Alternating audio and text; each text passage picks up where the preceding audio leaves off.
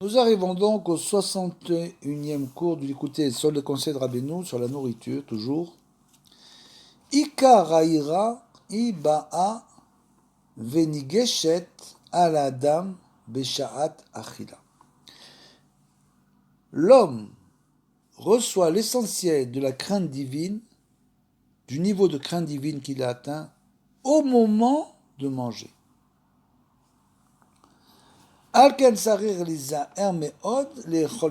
C'est pour cela qu'on doit faire très attention à manger toujours de la sainteté, comme on l'a expliqué auparavant.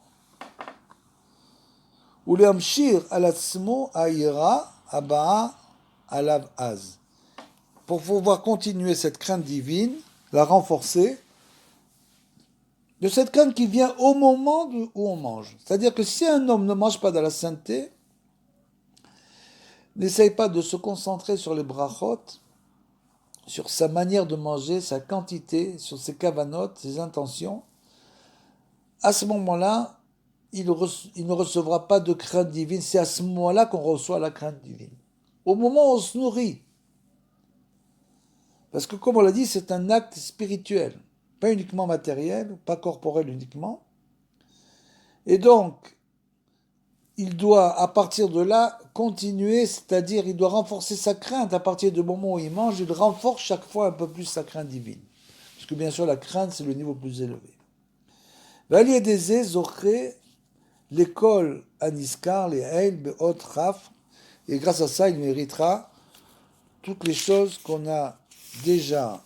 dont on a parlé, à la 20e Torah de Rabbeinu. Là-bas, il est écrit Niftechu Hashamayim ve'era marot Elohim rachetevot emuna. On reçoit grâce à ça véritablement la crainte divine. Là-bas, dans la 20e Torah, on parle de la détérioration de la crainte du fait qu'on ne mange pas comme il se doit.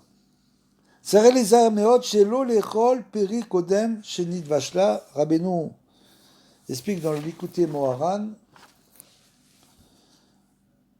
que il ne faut pas manger un fruit qui n'est pas mûr.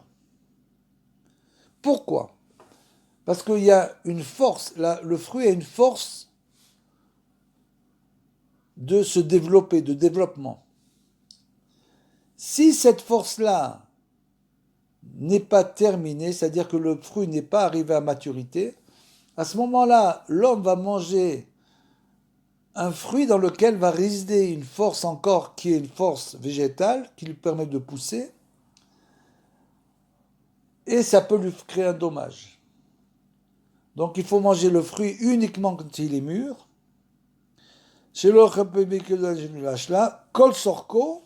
kol sorka alaylan, jusqu'à ce qu'il soit complètement mûr sur l'arbre, et à ce moment le cueillir. Malheureusement aujourd'hui c'est un gros problème, parce que les fruits sont entreposés dans des congélateurs et des frigidaires.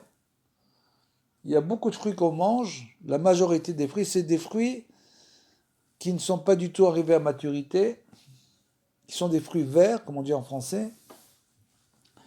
Donc, qu'est-ce qu'il faut faire ? Il faut prendre le fruit et le laisser dehors. Par exemple, vous achetez des avocats, ils sont très durs, immangeables. Vous êtes obligé des fois de le laisser pendant 3 semaines dehors avant qu'il devienne mangeable.